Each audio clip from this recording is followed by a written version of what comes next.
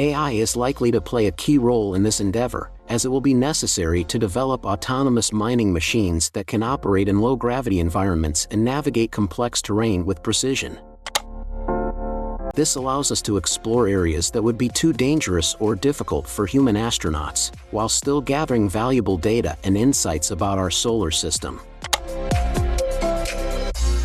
In addition to robotic explorers, AI is also being used to develop autonomous spacecraft that can navigate through space and perform complex tasks without human intervention. For example, NASA's Deep Space Network uses AI to manage a network of satellites and ground stations, ensuring that data is transmitted efficiently and effectively across vast distances.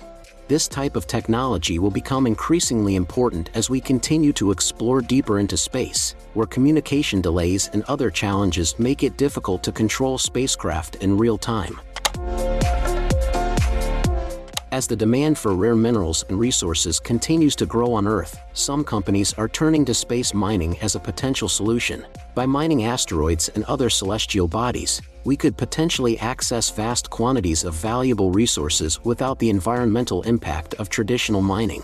The most exciting applications of AI in space exploration is in the search for extraterrestrial life. By analyzing data from telescopes and other sensors, AI algorithms can help us to identify patterns and anomalies that could indicate the presence of life on other planets or moons. For example, NASA's Kepler mission used AI to analyze data from thousands of stars, identifying potential candidates for exoplanets and other interesting phenomena. As AI continues to evolve, it is likely that we will be able to detect even more subtle signals that could indicate the presence of life elsewhere in the universe. AI is rapidly becoming a critical tool in space exploration, allowing us to collect and analyze data from some of the most remote and hostile environments in our solar system and beyond.